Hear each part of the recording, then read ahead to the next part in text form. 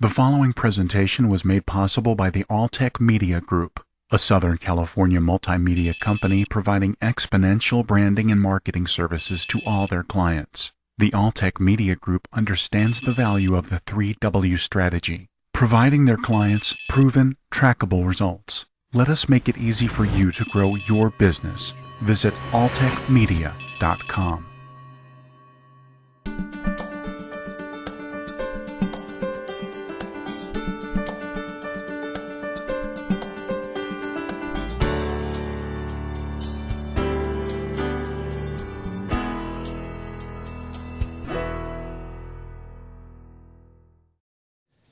Well, Dan Rather has a rather famous saying that says Americans will put up with anything provided it doesn't affect their traffic.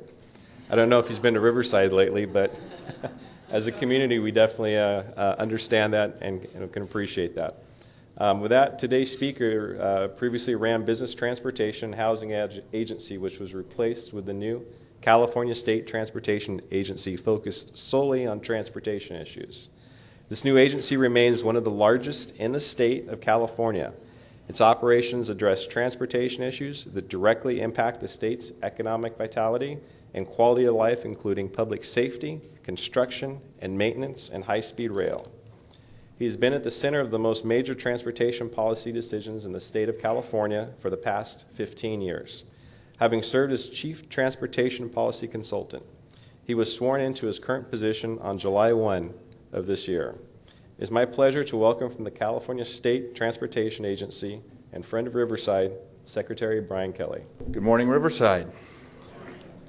Thank you very much for that introduction. I also want to thank Cindy Roth, who I haven't seen yet this morning, but Cindy, thank you for the invitation to be here, and also from the Greater Riverside Chambers of Commerce. Thank you very much. Before I get into the text of my speech, I'm going to share with you a story that happened to me this morning, and it's a true story. I'm sharing, it's a little embarrassing, but I'm going to share it with you because I think it's an only at the Mission Inn in Riverside story. And this is what happened. This is early for a speech for me. And I got up this morning and I'm preparing my notes a little bit for the speech, kind of cleaning it up. And, I go in the bathroom to prepare to make a cup of coffee.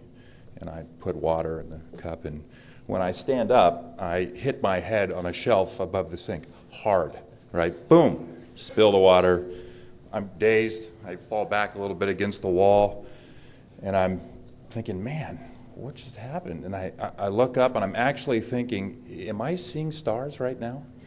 And then I realized it was just the Christmas lights outside my window coming through the window. And I want to tell you how relieved I was that it was just holiday cheer at the Mission Inn and not an optical hallucination because of traumatic brain injury. So anyway, thank you for that. I tell that story for two reasons. One, it gives me an opportunity to transition into just observing how great this hotel is and observing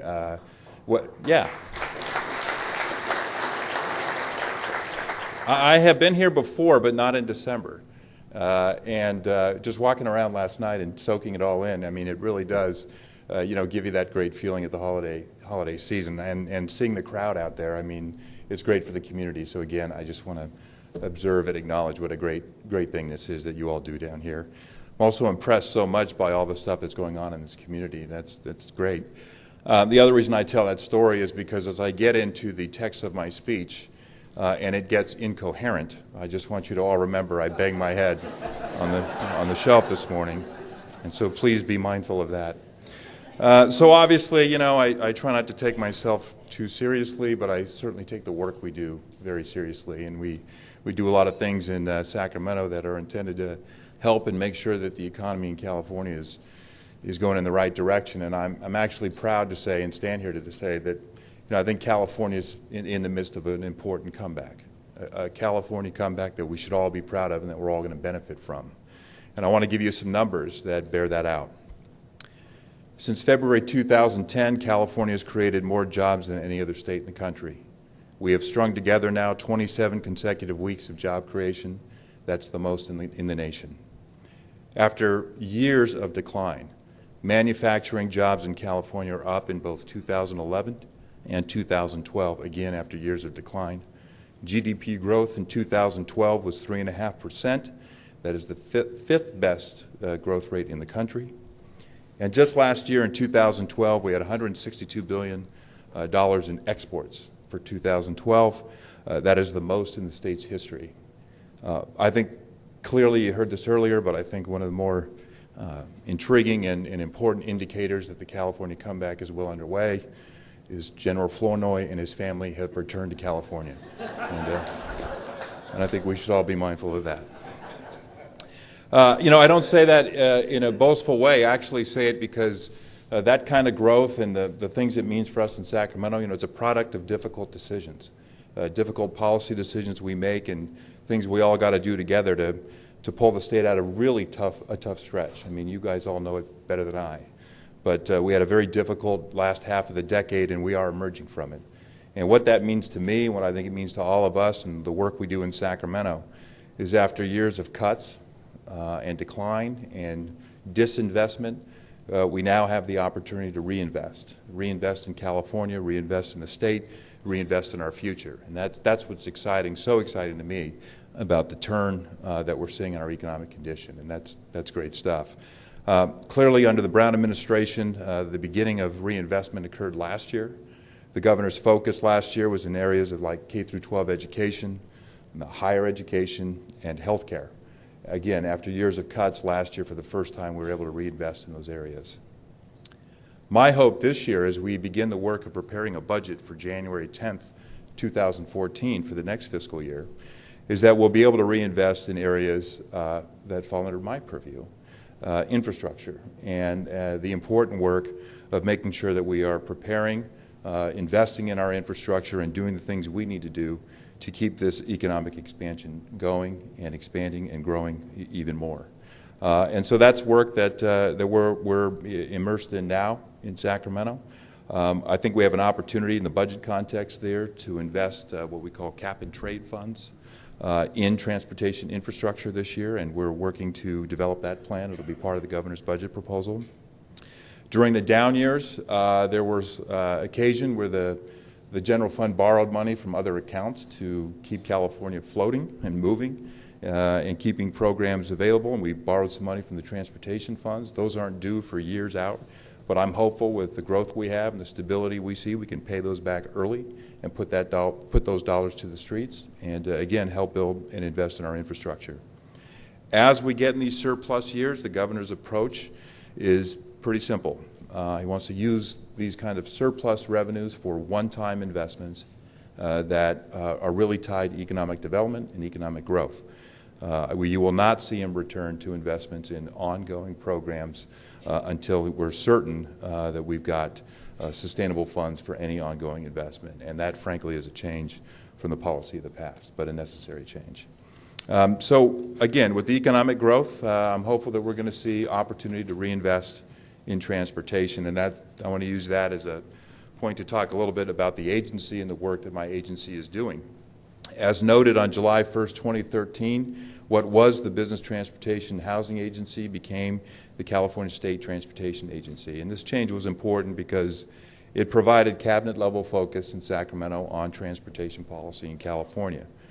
Interestingly, a report was issued some 19 years ago looking at Caltrans and the transportation infrastructure in California, and that report recommended, again, back in 1994, that we restructure the agency and have a singular focus on transportation at the cabinet level, and it only took us 19 years, but it's done. And now I'm very pleased that I'm charged with leading an agency that has 7 departments, more than 40,000 employees, but my charge is really to work with all the programs and policies within those departments to assure that we have a transportation system that is meeting our mobility, our safety, and our sustainability objectives. And really, that's the key point here, is that we have to have policies that meet each of those. And that's a little bit of a change from the past. I mean, we built our highway system in California really in the years following World War II. As President Eisenhower and the nation was building the interstate system, California was increasing its gas tax about 130% in a 7-year period to build our state highway system. and that occurred in the 50s and the 60s. And now we have this old and aged system that in many ways is reaching or has exceeded its useful life. And now we have to deal with that. We've got to make sure we're reinvesting in that, because today more than 330 billion vehicle miles are traveled on that system. And we have to make sure that system is safe and sound and the infrastructure is good. And that's, you know, that's a key part of what we're doing. The change also, though, is not just looking at the safety and mobility, but making sure we're investing in a way that is sustainable. We now operate in California under state laws that are requiring specific emission reductions out of the transportation sector. And so our investments have to take into account all of these things. Are we moving people safely? Is our infrastructure sound? Are we investing in ways where we are gaining great sustainability and being mindful of our air quality? And so our investments have to achieve each of those things. Much of that work is occurring now at the regional level in this region and others. You know, we're seeing the adoption of what they call SB 375 compliant plans, but these are multi-year transportation plans that are really the region's expressions of how they are investing to achieve, again, mobility, safety, and sustainability.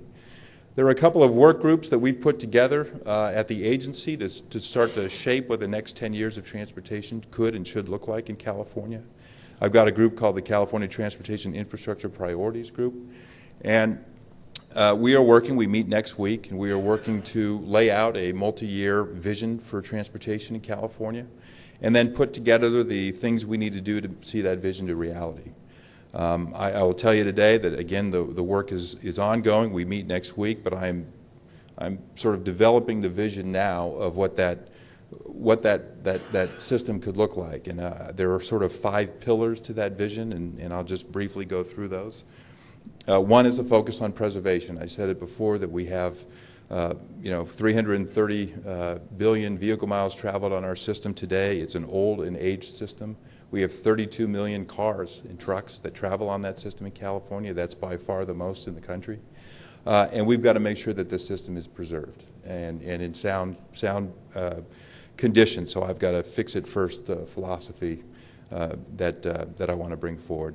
Innovation is a key part of what we're doing going forward. As I said, we have to meet these competing objectives sometimes: mobility, safety, sustainability. And we got to bring innovation into the game. And the governor signed some bills last year that I think are innovative in allowing new ways to procure transportation projects through things like the design-build method. AB 401 was a bill by Tom Daley, the governor signed.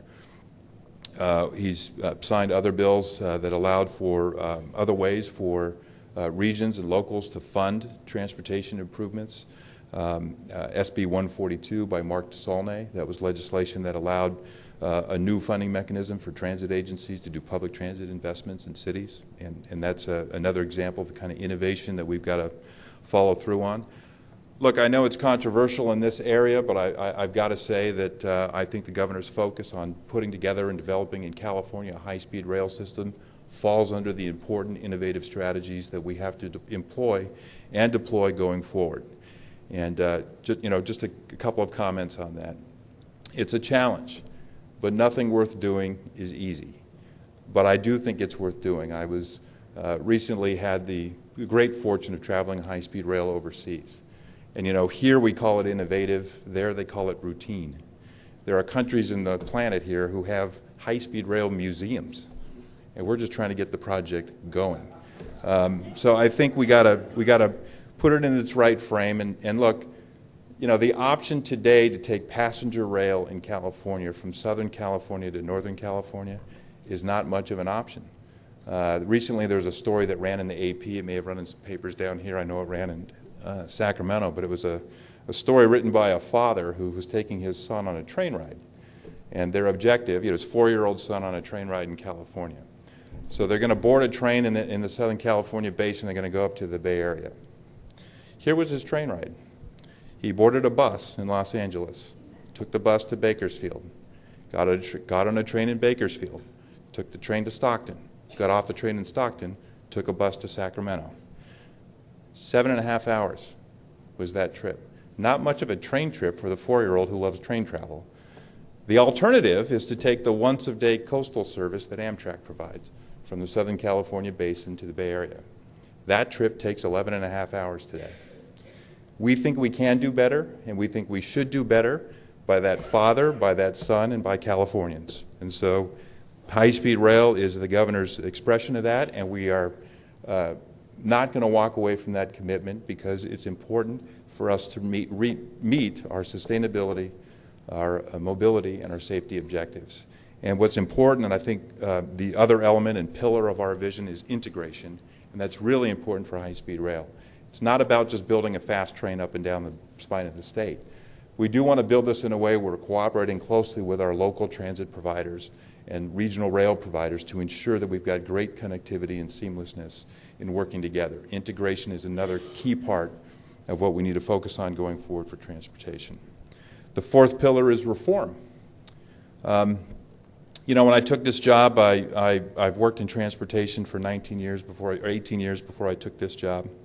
On the legislative side, I come to the executive side, and you work with great departments within our organization, but you also see where there are some challenges at the departments, and I observed some challenges at Caltrans in the areas of communicating well with our stakeholders and the public about what we're doing. Some of our performance stuff needed some improvement, and certainly, you know, accountability for what we do is an important element that we need to have. So in May of this year, we reached out to an external organization, asked them to come in and do a review of the department and make some recommendations on how the department can improve going forward on all of those scores: accountability, performance, communication. We're going to have those recommendations in January of 2014, and we're going to move forward on reform of the department. And I think that's important so that we can achieve the other important things like integration with our locals and innovation and preservation. So that's work that's undergoing, and I think it's an important precursor to anything else we do in transportation. Finally, the big challenge is funding. And it's always a challenge in this area. There's been needs assessments that would suggest we have funding needs in excess of, $300 billion over the next 10 years. I will tell you that my approach to this is not about chasing any particular number. My approach to this is to try to lay out a plan for the next 10 years on what it is we want to do, and then put together the strategies to accomplish what we want to do. And so I'm not here to tell you I'm developing a $300 billion funding plan. I'm here to tell you that we're trying to lay out a vision for what we think we should accomplish over the next 10 years together, and then make sure we put the tools in place to get that done. So that's work we're doing with a work group called the CTIP, we call it, the California Transportation Infrastructure Priorities Group. We also have work on an important element in this region of the state, but all over the state really, and that is freight and logistics, goods movement in California. California has 3 of the 5 largest ports in the country in terms of busy. 40% of the products that enter the nation come through our ports. And so this is a very important issue, and we are working at Caltrans. We've created a freight advisory committee that is updating our mobility plan for freight. That updated plan is due at the end of 2014. And really what it's doing is it's taking a goods movement action plan that was adopted at the state level in 2005 and 2007, and we're updating that plan. Importantly, we're doing work with the federal government that is identifying significant corridors for freight travel in the country. And that process has identified nearly 3,000 centerline miles of corridors in California that need investment and will be considered part of the important freight network in the country. And why that's so important to us and exactly what that looks like is the federal government is proposing to put up 95% of funding for improvement to those corridors. And so we want to make sure that those corridors are right, that they're inclusive, and that we can go to the federal government together and say we need investment to assure that the nation's goods movement system is working appropriately, and much of that starts in California. I mentioned this earlier, but we're working with a 62-member California Freight Advisory Committee. We're also working closely with the National Freight Group, which Fran Inman, Commissioner from the CTC, is a member of. And I would invite any of you to take a look at the work that the Freight Advisory Committee is doing by accessing the Caltrans website, www.dot.ca.gov. There's a link there, and you can update on what's going on with the freight group. I also want to just spend a moment, that's kind of the stuff we're working on at the agency level. I want to spend a moment just recognizing and commenting on a couple of exciting things that are happening down here in transportation in the Riverside area. And I want to start with yesterday's great event, which was the groundbreaking of the new 91 project. And I want to acknowledge and say to you all that you have a gem of a of an administrator down here, my great friend from the RCTC, Ann Mayer, who, please. You know, Ann, I mean this in the nicest way possible, but in some ways that project reminds me of the Bay Bridge. But again, I mean this in the nicest way possible. I read yesterday that the number of vehicles that travel through that corridor is about 280,000, which is about the same amount of cars that go over the Bay Bridge every day. So it's a highly congested corridor in need of great improvement. I also know it's a tolling you got a tolling element to the project similar to the Bay Bridge. But it's also a project, and you really felt this yesterday. There was a great turnout, a great group at the groundbreaking. But you know, anything worth doing, as I said earlier, it's never easy, right? That project's worth doing, and Ann has been in the front of the legislative fight to make sure you can bring design build to this. Probably 3 or 4 different bills that went through the legislative process to prepare that project for the work, and that project to be ready to be produced, to line up the funding, to reach out to our federal partners. It's a tremendous amount of work over many, many years to do it. And Ann, I just want to, you know, I can't give you enough credit for the great work. But again, these kinds of larger infrastructure projects are tough, and they take a lot of work, and they take a lot of partnership and collaboration. And this project reflects all of that. I mean, we got a great federal loan, a loan from the federal government. You got state funding in this. You got self-help money in this. You're bringing innovation through procurement processes to the project, innovation in pricing to the project. You're providing mobility choice for people. It really is the model of the kind of thing we need to be doing going forward. When you have these corridors that have these challenges, you want to bring innovation. You got to maintain partnerships, and you want to provide traveling choice to the public. And this project checks all those boxes. So again, congratulations on that. I also want to acknowledge some work down here that is not under my purview, but it's important work for the area, and that's the work the city of Riverside is doing with its public transit infrastructure. I saw last year that RTA had 9.2 million boardings, which is the highest it's had in its 36-year history. Ridership is up 5% over last year. The city of Riverside is also moving forward in its master plan to separate rail grade crossings all through the city at major crossings. That, again, is an important element for goods movement and a very important element for traffic safety. So these are great things that are happening, both at the state level. Again, the California comeback, I think, allows us to reinvest, which is important for us at the state level, important for you at the regional level. We need to maintain these partnerships to make sure that we can succeed together, and I look forward to working with all of you in the days ahead to continue California's economic expansion. So thank you very much. I'm happy to be here today.